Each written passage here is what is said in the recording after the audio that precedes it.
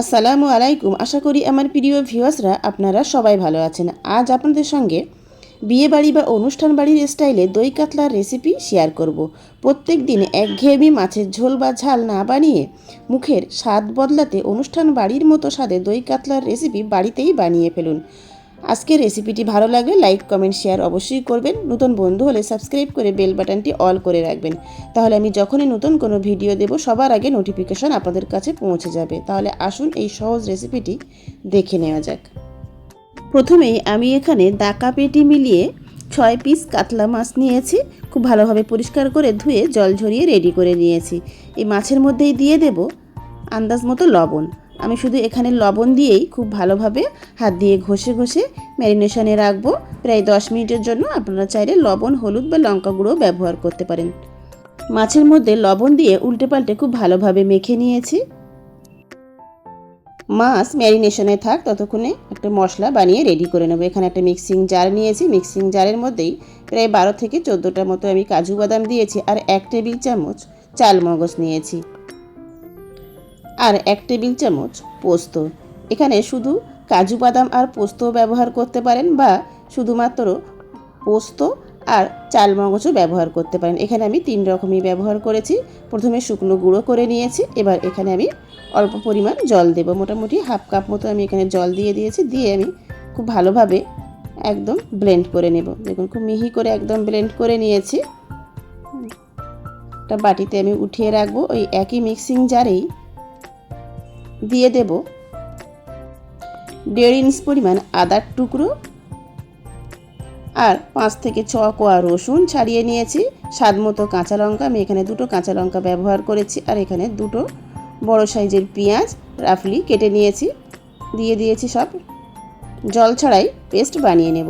পেস্টটা বানিয়ে রেডি করে নিয়েছি। আর এখানে আমি একটা বোলের মধ্যেই মেজারিং কাপের 1 কাপ টক দই নিয়েছি। এটা কাঁটা চামচের সাহায্যে টক দইটাকে খুব ভালোভাবে ফেটিয়ে নিচ্ছি। একদম স্মুথভাবে ফেটিয়ে নিয়েছি। এবার আমি গ্যাসের ফ্লেম জ্বালিয়ে দেব। দিয়ে একটা কড়াই বসিয়ে দিয়েছি। কড়াইতে দিয়ে দেব আন্দাজ মতো সাদা তেল। সমস্ত মাছগুলো আমি একে একে দিয়ে দেব।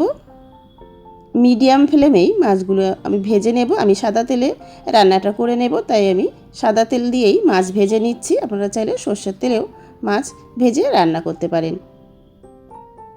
উল্টে পাল্টে মাছ ভেজে নিয়েছি। এর থেকে খুব বেশি কড়া করে ভাজবো না, যেহেতু দই কাতলা বানাবো তাই মাছ খুব বেশি কড়া করে ভাজবো না। এই পর্যায়ে সমস্ত মাছগুলোই উঠিয়ে নিলাম। একই তেলের মধ্যে ফোড়নে দিয়ে দিলাম 2টো শুকনো লঙ্কা, একটা তেজপাতা, আর দিলাম 1/4 টিস্পুন গোটা জিরে, 2টো ফাটিয়ে নেওয়া ছোটো এলাচ, 1 টুকরো ডালচিনি, আর একটা লং।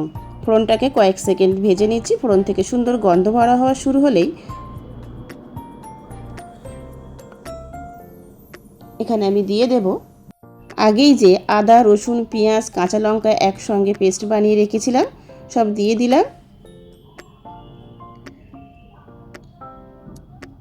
মিডিয়াম হাই ফ্লেমে অনবরত নেড়েচেড়ে 2 থেকে 3 মিনিট ভেজে নেব।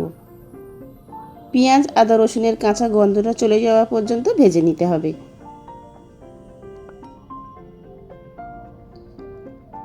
দেখুন কয়েক মিনিট ভেজে নিয়েছি। এবার আমি এখানে দেব আন্দাজ মতো লবণ, আর হাফ টিস্পুন ধনে গুঁড়ো, হাফ টিস্পুন জিরে গুঁড়ো,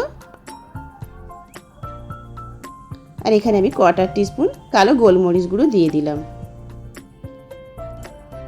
এবার সমস্ত মশলা কয়েক মিনিট মিডিয়াম ফ্লেমে নেড়েচেড়ে কষিয়ে নেব।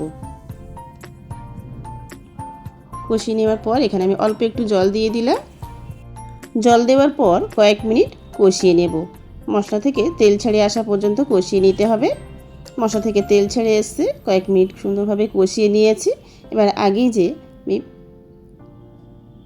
বাদাম, পোস্ত বেটে রেখেছিলাম সব দিয়ে দিলাম। বাদাম পোস্ত দেওয়ার পর খুব ভালোভাবে নেড়ে নিয়েই ওই বাটিতে অল্প একটু জল নিয়ে বাটি ধুয়ে আমি দিয়ে দিলাম। এবার মিডিয়াম ফ্লেমে অনবরত নেড়েচেড়ে মশলা থেকে তেল ছেড়ে আসা পর্যন্ত কয়েক মিনিট ধরে মশলাটাকে খুব সুন্দরভাবে কষিয়ে নেব। যেহেতু আমি এখানে সাদা গ্রেভি রাখতে চাইছি, তাই আমি এখানে কিন্তু কোনো রকম লঙ্কা গুঁড়ো বা হলুদ গুঁড়ো ব্যবহার করছি না। আপনারা যদি সাদা গ্রেভি রাখতে না চান তাহলে লঙ্কা গুঁড়ো বা হলুদ গুঁড়ো ব্যবহার করতে পারেন। নেড়েচেড়ে কয়েক মিনিট খুব সুন্দরভাবে কষিয়ে নিয়েছি। মশলা থেকে তেল ছেড়ে এসে আগেই যে দই ফেটিয়ে রেখেছিলাম ওই দইয়ের মধ্যেই আমি অল্প একটু জল দিয়ে দিলাম। মোটামুটি হাফ বাটি মতো আমি জল দিয়ে খুব ভালোভাবে গুলে নিয়ে এই পর্যায়ে গ্যাসের ফ্লেম লো করে দিয়েছি। এবার অল্প অল্প করে দিতে থাকবো আর নাড়তে থাকবো। সঙ্গে সঙ্গে নাড়তে হবে এইভাবে, তাহলে আর দই কেটে যাওয়ার ভয় থাকবে না। আর যখনই দই ব্যবহার করবেন রান্নার মধ্যে ফ্রিজে থাকলে ফ্রিজ থেকে বাইরে বার করে রাখবেন অন্তত 1 ঘন্টার জন্য। মোটামুটি ঠান্ডা কেটে গেলে তারপর নর্মাল টেম্পারেচারে এলে তখন রান্নার মধ্যে দই ব্যবহার করবেন, তাহলে আর দই কেটে যাওয়ার ভয় থাকবে না। আর আমি যেভাবে দিয়ে দিলাম সেইভাবেই দিয়ে দেবেন। আমি এখানে স্বাদ মতো হাফ টিস্পুন চিনি দিয়ে দিয়েছি, যেহেতু অনেকটাই টক দই দিয়েছি তাই। দেখুন কয়েক মিনিট নেড়েচেড়ে মশলাটাকে খুব সুন্দরভাবে কষিয়ে নিয়েছি। সমস্ত মশলা দই থেকেও কিন্তু তেল ছেড়ে এসছে। এইভাবেই ধাপে ধাপে মশলা কষিয়ে নিলে রান্নার টেস্টটা খুব ভালো হয়। এখানে আমি আন্দাজ মতো গরম জল দিয়ে দিচ্ছি। প্রায় আমি 1.5 কাপ মতো গরম জল দিয়ে দিয়েছি। নিজেদের আন্দাজ মতো জল দিয়ে দেবেন, যে যেমন গ্রেভি রাখতে পছন্দ করেন সেই অনুযায়ী। খুব ভালোভাবে নেড়ে নিয়েছি। এবার গ্রেভি ফুটতে শুরু করেছে। এই পর্যায়ে আগে থেকে ভেজে রাখা মাছগুলো সব দিয়ে দেব।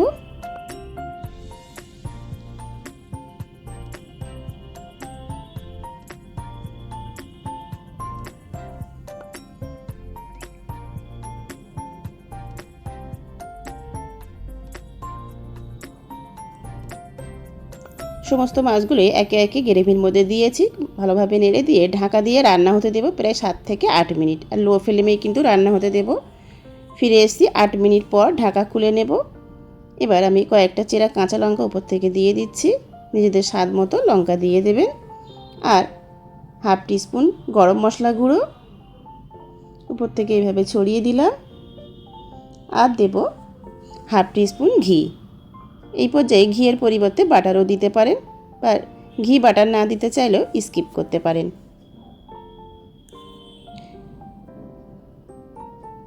হালকা হাতে একটু নেড়ে দেব।